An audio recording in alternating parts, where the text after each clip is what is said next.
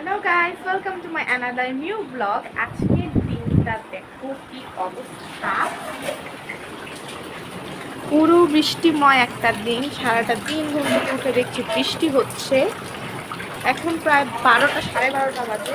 তবে একটু বৃষ্টিতে ভিজে। দেখো তো কি বৃষ্টিতে যেন সেই প্রতিদিন। জবা দিদি, জবা দিদি, জবা দিদি কি করছে এগুলা?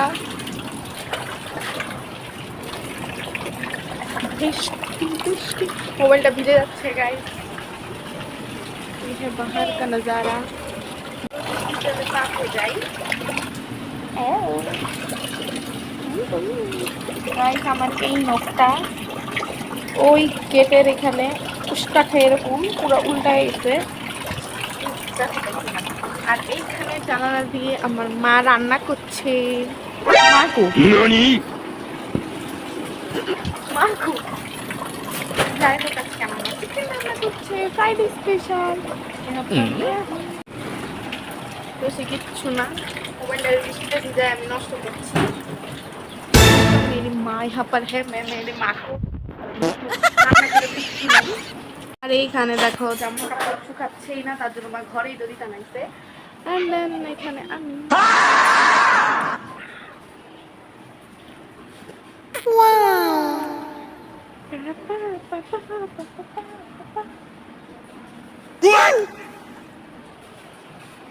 আমাদের ঘরের দেওয়ালের দিক দিয়ে মেবি জল বের হচ্ছে, কারণ টানা বৃষ্টির কারণে দেখো কি হয়ে গেছে। তার জন্য এই ওয়ার্ডরোবটাকে এখান থেকে সরাবো। এই যে জল মানে সরি বইটই সব নামিয়ে ফেলেছি, কারণ হচ্ছে কি আমাদের এই দেওয়ালের পেছনে প্লাস্টার দেওয়া নাই, মানে ওটা কলিতে এত চিপা, দেখো এখন জল বের হচ্ছে। পুরো ঘর দেখো কি হয়ে গেছে, পুরোটা জল দিয়ে ভিজে গেছে। কখনো এরকম হয় না, হঠাৎ করে এরকম হয়ে গেছে টানা বৃষ্টির কারণে মেবি। এখন ওয়ার্ডরোবটা সরাবো, সরিয়ে দেন হচ্ছে ব্যাপারটা বুঝবো।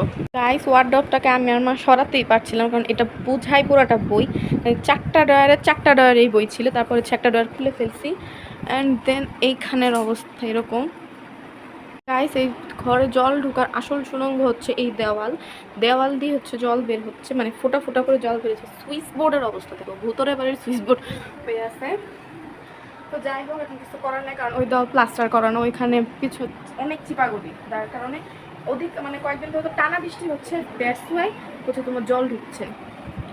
এখন কিছু করার নেই, ওয়ার্ডরোবটা আগে ভাবে লম্বা ছিল, এটা এখানে লম্বা রাখবো না, কারণ এই দল দিয়ে জলটা বেশি ঢুকছে। ওয়ার্ডরোবটাকে এখানে আনবো, আর ওই ওয়ার্ডরোবটা বিক্রি করে দিবে। এটা কোনো কাজেরই না, এটার মধ্যে শুধু যে আমার পুরান বইপত্র সব আমি ঢুকায় রাখতাম। এখন আর এটা রাখবো না, এটা বিক্রি করে ফেলবো। টাকে এখন হচ্ছে এই পাশে আনছি, আর এই সাইডটাকে একটু ফাঁক রাখছি, কারণ হচ্ছে কি তোমার দেখার জন্য, কারণ যেহেতু টানা বৃষ্টি হচ্ছে আবার জল পড়তেই পারে, তো এটা পরিষ্কার করতে হবে। আর এই যে অবস্থা, বিছানার অবস্থা, সব কিছু এখন বাজে অবস্থা হয়ে আছে। বাহিরে তো জল দিয়ে ভরে গেছে।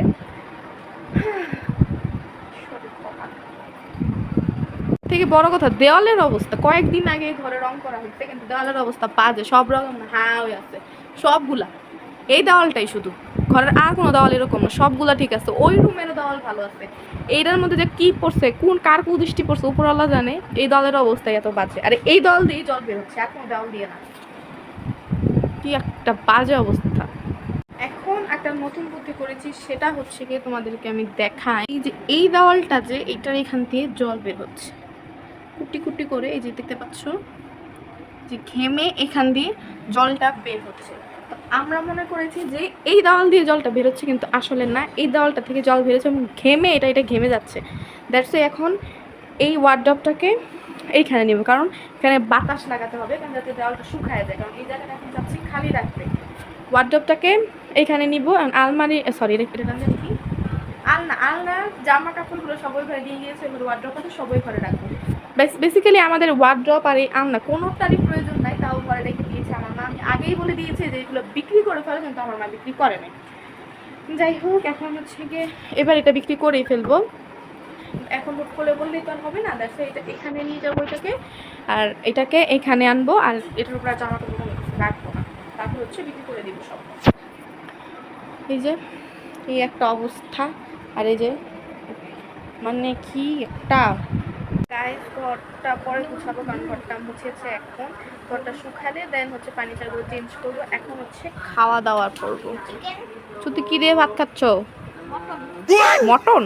এটা কি মটন? ওখানে তো একটা বড় লেগ পিস দেখা যাচ্ছে। ও আচ্ছা ঠিক আছে, আমরা তো মটন চিনি না তাই। এই যে লেগ পিস মটন, এখানে আর কি ভেন্ডি ভাজি চুদি খাচ্ছে।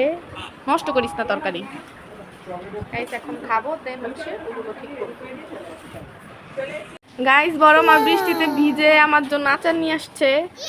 এই যে এখন খেয়ে রিভিউ দিব বড় মার আচারের।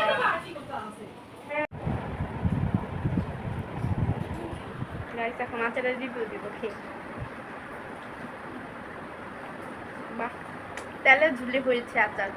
যে টাকা টাকা ধ্বংস করতেছে তেল দিয়ে, কিন্তু আচার মজা হয়েছে। তো যে টাকা না কার? আমার টাকা যে ট্রান্সফারের মধ্যে কোনো কিছু দেয় না। সব তোমার? হ্যাঁ, আমার নিজের অ্যাকাউন্টে। এটা দিয়ে ছুড়ে দেখামু। বড় মার অ্যাকাউন্ট খুঁজে বাইর করো। বড় মার অ্যাকাউন্ট কেমন হইলো? কি ক্রেজি লাগে। এই যে এখনো আচার খাচ্ছি। মানে এই যে অবস্থা, এই যে আমার বোনও খাচ্ছে, দেখি যাবা। আচারটা মজা হয়েছে, অনেক খাচ্ছি, প্রচুর খাচ্ছি, অনেকগুলা খাইছি এক বছর। আচার পাইলে আমাদের জীবনের আর কিছু লাগে না, প্রচুর আচার খাই, প্রচুর। কি বলো সত্যি?